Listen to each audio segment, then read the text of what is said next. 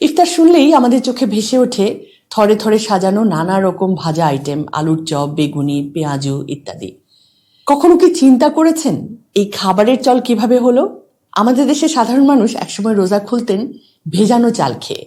সকালের দিকে বা দুপুরবেলা এক মুঠ চাল ভিজিয়ে রাখতেন, মাগরিবের আজানের সময় ওটাই খেতেন, আর পানি। লেখক সৈয়দ শামসুল হক তার স্মৃতিকথায় বলেছেন, ইফতার মানে এক মুঠো চাল ভাজা 5 জনে ভাগ করে চিবিয়ে খাওয়া, সঙ্গে বিচিওয়ালা আটিয়া কলা জুটল তো সেই কলা একটি, আর কুয়োর লাল পানি। সেই চাল ভাজা বা চাল ভেজা থেকে আজকের বুফে ইফতার কিভাবে হলো সেটা একটা প্রশ্ন তো বটেই।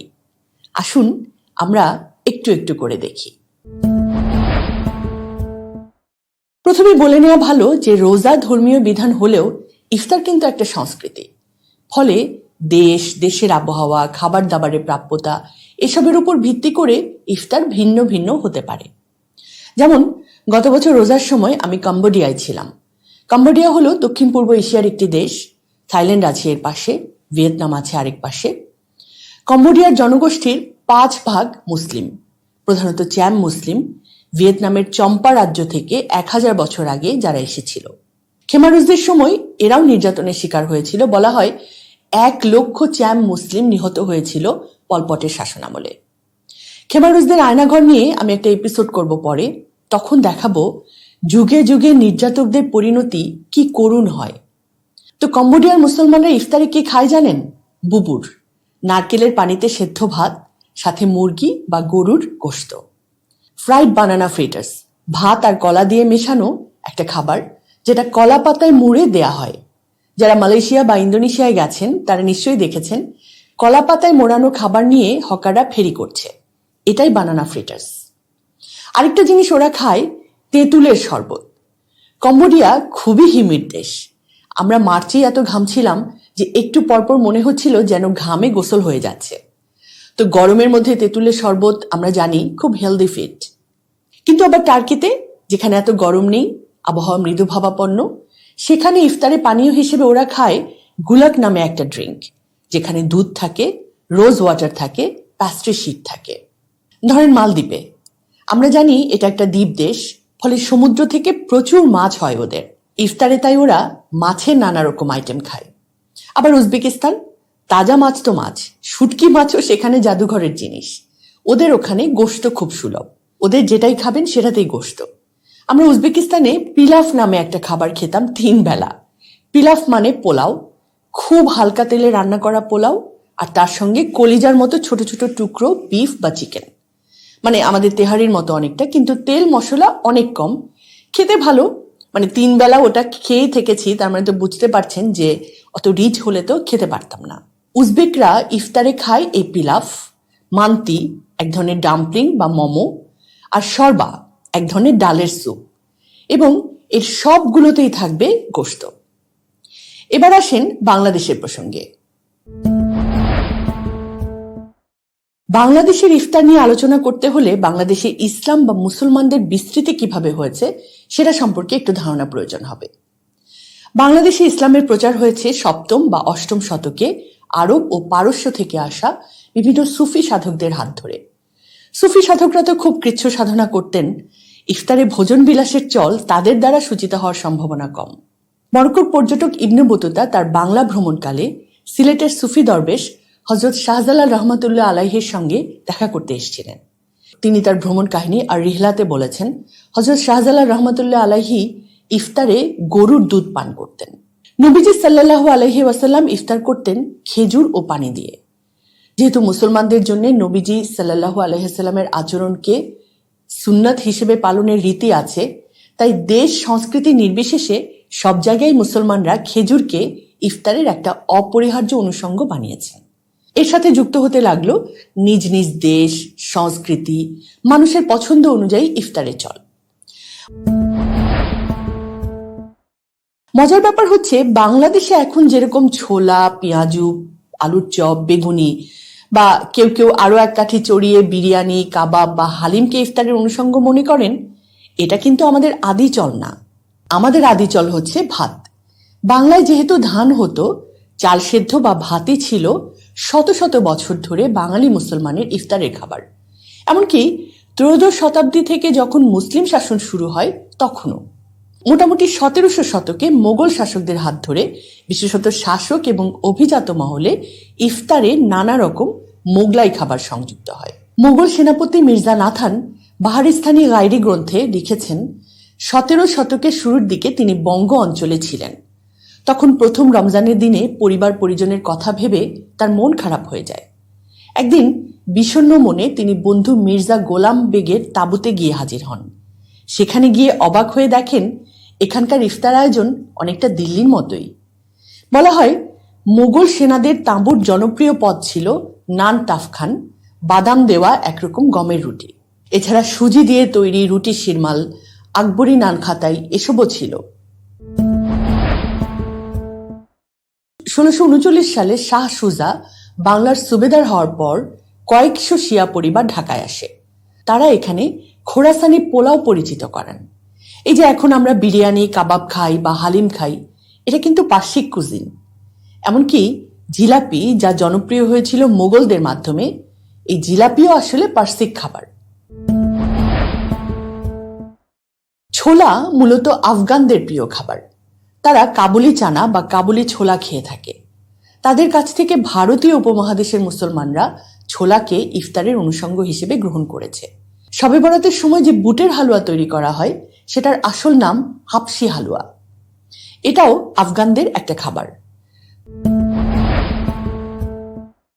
তবে ভারত বা বাংলাদেশে এসে সেটা আরো মশলা, পেঁয়াজ সহ বিভিন্ন উপাদান দিয়ে মুখরোচক ভাবে তৈরি হয়েছে। ছোলার সঙ্গে মুড়ি খাওয়ার প্রচলনও এখনকার মানুষের নিজস্ব উদ্ভাবন। মোগল এবং পার্সিক প্রভাবের পাশাপাশি কুজিনগুলোর মধ্যে ভারতীয় প্রভাবও পড়তে থাকে। আর এটা করতে করতেই আমাদের খাবারে এখন এসব ভাজা পোড়ার প্রভাব। আজকের দিনের পেঁয়াজু, বেগুনি, চপ মূলত উত্তর ভারতীয় প্রভাবের ফসল। প্রশ্ন হচ্ছে, এই যে ভাজা পোড়া, এই ভাজা পোড়ার প্রভাবটা কি? গবেষকরা বলেন, তেল বারবার পোড়ালে তা থেকে অক্সিজেন চলে যায় ও তাতে ট্রান্স ফ্যাট তৈরি হয়। এ ধরনের তেল দিয়ে কোনো কিছু ভাজলে সেটি মুচমুচে হয়। এবং বলা বাহুল্য, ভাজা পোড়া যিনি খান এবং যিনি খাওয়ান দুজনেরই টার্গেট থাকে ভাজাটা যেন মুচমুচে হয়। ঠিক কিনা বলেন? এবার এই মুচমুচে ভাজা পোড়া খেতে খেতে কি হয় জানেন? আপনার শরীরে ট্রান্স ফ্যাট জমতে থাকে। এই ট্রান্স ফ্যাট কি করে? ভালো কোলেস্টেরলকে নষ্ট করে খারাপ কোলেস্টেরলকে বাড়াতে থাকে। খারাপ কোলেস্টেরল কি করে তা তো আর বলার অপেক্ষা রাখে না। আর্টারিতে জমে জমে ঘটায় হৃদরোগের কারণ। বিশ্ব স্বাস্থ্য সংস্থার মতে বাংলাদেশে প্রতি বছর যত মানুষ মারা যায় তার 4.41 ভাগের জন্য দায়ী এই ট্রান্স ফ্যাট। তাহলে কি খাবেন ইফতারিতে? কোয়ান্টামে আমরা বলি 3-4টা খেজুর আর একটু পানি খেয়ে রোজাটা খুলতে। এরপর মাগরিবের নামাজ পড়ে নিন। এতে দুটো উপকার। সারাদিন না খেয়ে থাকার পর হঠাৎ খাওয়াটা শরীরের জন্য একটা ধাক্কা, সেটাকে একটু সইতে দিলেন। আর এই বিরতিটুকুতে আপনার শরীরের ভেতরে যা হবে তা হলো খেজুর আর পানি মিলে আপনার শরীরের ভেতরে সুক্রোজ তৈরি হবে, যা আপনাকে দেবে ইনস্ট্যান্ট এনার্জি। এরপর রাতের খাবার খেয়ে নিন। আমরা যেহেতু ভাত খাই, ভাতের আইটেমই রাখুন। এর সাথে মাছ বা মাংস বা ডিম রাখতে পারেন, ছোলা রাখলেন, ডাল রাখলেন, মিক্স ডাল হলে আরো ভালো। আর খাবারটা খান ধীরে ধীরে, ভালো করে চিপিয়ে। সালাদ খেতে পারেন, টক দই খেতে পারেন। টক দই শরীরের জন্য খুবই উপকারী। আর বাজার থেকে না কিনে আপনি ঘরেও টক দই বানাতে পারেন, আরো ভালো। ইউটিউবে টক দই ঘরে পাতার প্রচুর টিউটোরিয়াল পেয়ে যাবেন। ভাতের চাল ঢেকি ছাটা লাল চালের হলে ভালো। স্যুপ খেতে পারেন। ইফতারে ফুলকপি বা লেটুস পাতার স্যুপ বেশ উপকারী। বেশি গরম বোধ করলে খেতে পারেন চিরা ও চিনি ছাড়া দই, সাথে অল্প মধু বা খেজুর গুড় মেশাতে পারেন। আরেকটা হচ্ছে চিনির শরবত, বাজারের শরবত এবং চিনি দেয়া হয় এমন সব পানীয় ও খাবার বর্জন করবেন। রমজানে নাকি মুসলিম দেশগুলোতে চিনির চাহিদা অস্বাভাবিক বেড়ে যায়, কারণ রমজানে চিনি দেয়া পানীয় আর খাদ্যের চাহিদা। কিন্তু দেহের ওপর চিনির ক্ষতিকর প্রভাব এত যে চিনিকে বলা হয় গান পাউডার বা বারুদের চেয়েও বিপজ্জনক। চিনি শরবতের পরিবর্তে ডাবের পানি বা ফলের রস খেতে পারেন, বিশেষত দেশি ফলের। তবে জুস না করে চিবিয়ে খেলে ভালো। আনারস, বাঙ্গি, পাকা পেঁপে বা যে কোনো মৌসুমি ফল আপনার সারাদিনের পুষ্টির ঘাটতি পূরণ করতে পারে। বুক জ্বালাপোড়ার সমস্যা আছে যাদের, তারা ইফতারে কলা খেতে পারেন। কলায় আছে পটাশিয়াম, যা অ্যাসিডিটি নির্মূলে কাজ করে। রাতে ঘুমানোর আগে সম্ভব হলে 1 গ্লাস দুধ খান। এখন বলবেন, খালি তো ইফতার নিয়ে বললেন, সেহরিতে কি খাবো? সেহরি খুব সহজ। আমাদের ছোটবেলায় ধারণা ছিল সারাদিন খাওয়া হবে না, কাজেই যত পারো খেয়ে নাও। রং। সেহরিতে আপনি যত ভালো খাবেন, আর ভালো খাওয়া তো আমরা বুঝি মাছ মাংস এসব খাওয়া, তত আপনার তৃষ্ণা পাবে। কারণ প্রোটিন বেশি খেলে পানি খাওয়ার চাহিদাও বেশি হয়। সামান্য ভাত সবজি খান, কলা খেজুর খান বা দই চিরা খান, দেখবেন রোজা রাখা অনেক কমফোর্টেবল হয়ে গেছে। আসলে রমজান খাদ্য সংযমের মাস, খাদ্য উৎসবের নয়। আল্লাহ তাআলা রোজার বিধানকে যেসব উদ্দেশ্য নিয়ে করেছেন, তার কোনোখানেই ইফতার বা সেহরিতে খাবার নিয়ে মাতামাতি করার কোনো সুযোগ নাই, প্রয়োজন নাই। আর খাবার নিয়ে মাতামাতি আপনি করেন কোন বিবেকে? আপনারা জানেন, ফাউন্ডেশনে আমার একটা কাজ হলো অডিও ভিজুয়াল কন্টেন্ট বানানো। এর মধ্যে আমি বাংলাদেশের কয়েকটি জেলা উপজেলায় গিয়েছিলাম আমাদের সেবা কাজগুলোর কিছু কাভারেজ করতে। সাধারণ খেটে খাওয়া মানুষদের সংগ্রামকে কাছ থেকে দেখার সুযোগ হলো। ছোট্ট ফুটফুটে 2 বছরের বাচ্চা, বাবা দিন আনে দিন খায় উপার্জনের মানুষ। যেদিন উপার্জন হয় না, সেদিন মা বাবা না খেয়ে থাকে। আমরা যেদিন গিয়েছি তার আগের দিনই এই অবস্থা হয়েছে। মা পাশের বাসা থেকে 1 বাটি ভাত চেয়ে নিয়ে এসে বাচ্চাটাকে খাইয়েছে। কালকে আমি রান্না করিনি, কারণ বাসায় চাল ছিল না। রাতে যখন ওর বাবা আসছে নিয়ে আসছে, তারপরে রান্না করছি, তারপর খাইছি। এর পাশের বাসা থেকে ভাত নিয়ে তারপর খাই। এদের একটা ছেলেও ছিল। আগের মাসে কোয়ান্টাম কসমো স্কুলে ভর্তি হয়েছে ছেলেটি। বাসায় থাকলে গতকাল হয়তো তাকেও না খেয়ে থাকতে হতো। মাত্র 800 টাকা, অথচ এই টাকাটুকুর ওপর হয়তো ডিপেন্ড করছে একটা মেধাবী কিশোরীর পড়ালেখা চলবে না বন্ধ হবে। প্রিয় মাতৃভূমির এরকম লক্ষ লক্ষ মানুষকে সুবিধা বঞ্চিত রেখে ইফতার পার্টি আর বুফে সেহরি কিভাবে করতে পারে একজন মানবিক, বিবেকবান, দেশপ্রেমিক মানুষ? পারে না। আমরা নিজেরা এর অংশ হব না, আর যারা করবে তাদেরকে সুযোগ থাকলে নিষেধ করবেন, বোঝাবেন। সেই সাথে এসব নিয়ে বানানো কন্টেন্ট দেখবেন না, পড়বেন না। যারা এসব ব্লগিং করে তাদের চ্যানেলগুলোকে আনসাবস্ক্রাইব করে দেন। আর কি করবেন? রমজানে যারা জাকাত দেন, পরিচিত যারাই জাকাত দেন, তাদেরকে আমাদের ভিডিওগুলো পাঠিয়ে তারপর জাকাত দেওয়ার অনুরোধ করবেন, নিঃসংকোচে চাইবেন। আপনি তো আপনার নিজের জন্য চাইছেন না, ওই ক্ষুধার্ত শিশুটির জন্য চাইছেন, ওই কিশোরীটির জন্য চাইছেন।